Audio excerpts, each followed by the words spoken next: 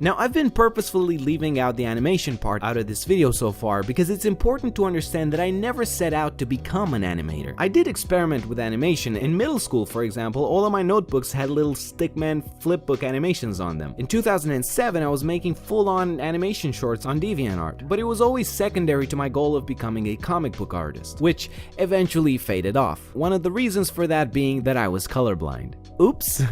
When I started my YouTube channel in 2013, I was doing a lot of fan art for popular YouTubers, speed art videos. I was too shy to record my voice in any of the videos, so having a big YouTube channel with a dedicated audience was a foreign concept to me. At that point, I felt more comfortable telling other people's stories, so I started experimenting with fan animations, taking clips from popular channels and animating them. One channel in particular that I loved around that time was SourceFed.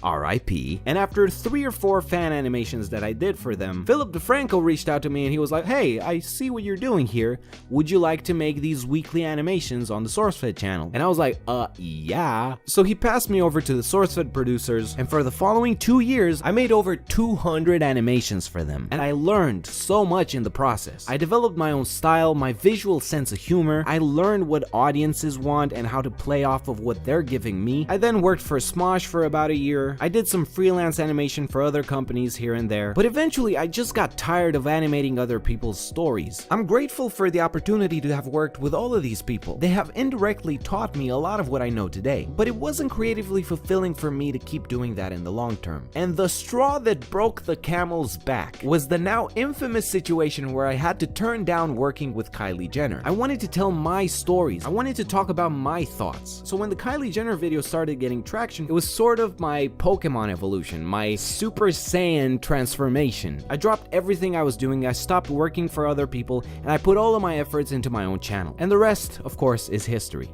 Here's the key points that I recommend you take away from this video. Number 1, don't expect someone else to give you all of the solutions on a silver platter. Don't just message me or the odd ones out expecting us to give you the magical solution that's gonna make you great overnight. As rude as that sounds, established animators don't have the time to reply to every message. Instead, go get involved in art communities and forums where there's many people just like you willing to help each other out. Number 2, when you're just starting out, you don't need to be an expert to find work. Volunteer on small-scale indie projects, do free art commissions, connect with other artists, build your online presence little by little. Now, this may sound contradictory to what I said in the Kylie Jenner video, where I advised people to put a price tag on their time, but this is a balance you alone have to judge, when to work for free and when it's time to charge for your time. And unfortunately, there is no clear answer to that. It's a lesson that you will have to learn through your own experience. Number 3, forget about the myth that you need to go to art school, especially if you live in a country where the tuition is going to put you in debt. And number 4, understand that digital art and animation is a career that you're going to have for the rest of your life. Don't compare yourself to people with millions of subscribers. I got my first Wacom tablet when I was 14. I'm about to turn 27 next month. It took me 13 years to get to the point where you see me now, and I'm nowhere near where I'm going to be 5 years from now or 10 years from now. You're on a continuous learning journey, and you will never be perfect. You will never know everything there is to know. You can only strive to be better than you were last year and the year before. Now, once again, this is not the perfect blueprint, this is not the perfect solution, these are my experiences, and I hope you take away something from this video that's going to inspire you and put you on your own journey, even if, most likely, for you that's going to take a much different form than the steps that I had to go through.